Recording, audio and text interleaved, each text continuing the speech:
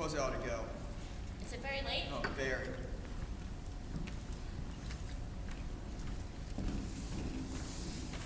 I don't want to go. I don't want you to. Okay, I won't. Say, when do you get your vacation? Last 2 weeks in August? What are you going to do? I don't know. I hadn't thought much about it. Going away, do you think? I might not. I like the city in the summertime. I do too. But you always go up to Maine, don't you? Well, yes, but I'm sure I'll love the city in the summertime if you were here, Alice. I'd like it if you were here too, Tony. You know what you're saying, don't you? What? That you'd rather spend the summer with me than anybody else? Was I? Well, it's true about the summer. How do you feel about the winter? Yes, I'd like that too. And then there's autumn and spring. If you could see your way clear of those, Miss Sycamore. I might. That's the whole year. We haven't forgot anything, have we? No. Well then.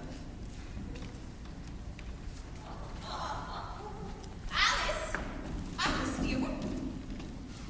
Oh! I'm so sorry. I had no idea. That is, I didn't mean to interrupt anything. It's quite all right, Mrs. Sycamore.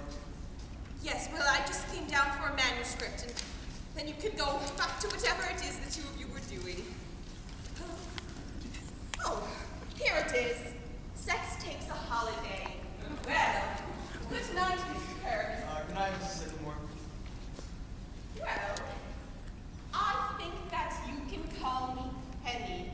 Don't you, Alex? At least I hope so.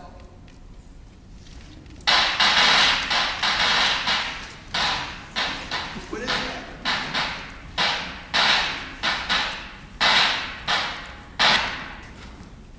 It's all right, Tony. It's Father. Oh, this time of night? Any time of night. Any time of day. You know something? You're more beautiful, more lovely, more adorable than anybody else. Don't, Tony. What? Alice, who's your mother? Well, all mothers are like that. And Penny, well, Penny's a darling. You see, even I'm calling her Penny. I don't mean that. Look, Tony, this is something I should have said a long time ago. I didn't have the courage. I let myself be swept away because I loved you so. Darling. No, wait, Tony, I want to make it clear to you. Look, you're a whole different world. A whole different kind of people. I don't mean money or socially. That's too silly. But your family and mine, it just wouldn't work, Tony. It just wouldn't work. All right, have it your way. She can't dance. That's why they pay her all the money, because she can't dance. She does. Oh, hello. How was the ballet? It was fine, Essie. Hello there. Hello. Look, what do you people think? Ed and I just saw Fred Astaire and Ginger Rogers. Do you think she can dance, Mr. Kirby? Well, I always thought so. What does she do, anyhow? Now look, you're Fred Astaire, and I'm Ginger Rogers. Essie, please! Oh, I'll only use him for a minute. Now look, Mr. Kirby. Da-da, da-da, da-da, da-da, da-da-da. There! Essie, you're just as good as Ginger Rogers. We all agree. You see, Ed? Yeah, come on, Essie. We're butting in here. Oh, they've been together all evening. Good night, Mr. Kirby. Good night, Alice. Good night, Mrs. Carmichael. Good night. Essie, did you ask Grandpa about a second that baby? Oh, yes, he said to go right ahead.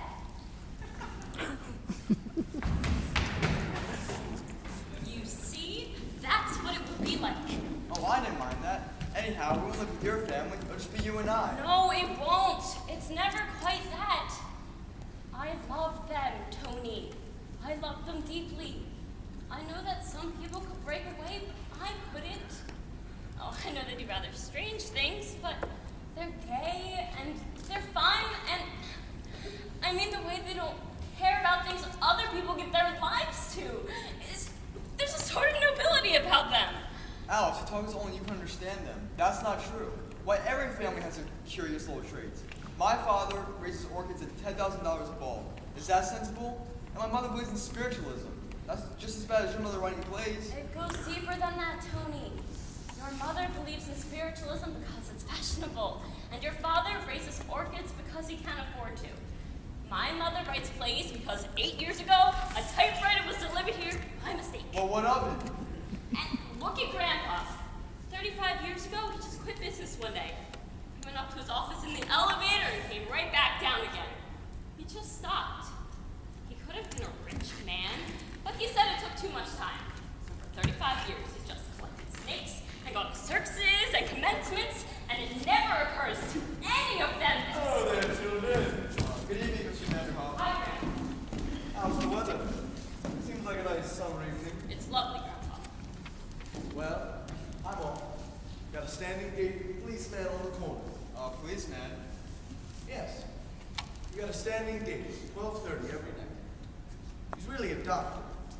Known him since he was a little boy. And when he graduated, he told me that he didn't want to be a doctor and that he had always wanted to be a policeman. So I said to him, you go ahead, you be a policeman if that's what you want to be. So that's what he did.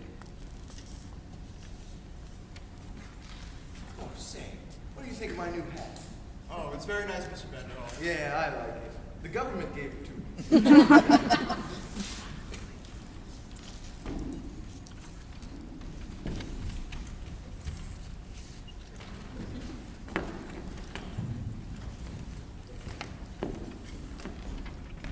Oh, sorry. Didn't know you folks were in here. You know, Molly was kind of fancying some candy, and here it is. You don't want any, do you? No, Meg. Thanks. Did you have a nice evening? Yes, Meg. Nice dinner? Yes, Meg. Was the ballet nice? Yes, Meg. That's nice.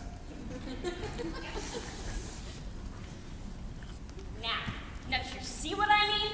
Could you explain Mick to your father? Could you explain Grandpa? You couldn't, Tony, you couldn't. I love you, Tony, but I love them too, and it's no use, Tony, it's no use! There's only one thing you said that makes any sense and that matters at all. That is that you love me. But Tony, I But know. don't you think other people have the same problem? Everybody has a family. But not like mine! But that doesn't stop people who love each other. Won't you go on, won't you trust me to go on loving me through everything else? Tony, how can I? Because nothing keeps us apart. You know that. You must know that. They want you to be happy, don't they? They must. Of course they do. They can't change, Tony, I wouldn't want them to change. They don't have to change. They're charming, noble people, just as they are. Everything will work out. You're worried about something that may never come up. Tony, am I? Look, all that matters right now is that we love each other. That's so, isn't it? Yes? I mean, after all, we are engaged. Oh, what? Tony, you're talking! That's what I just see.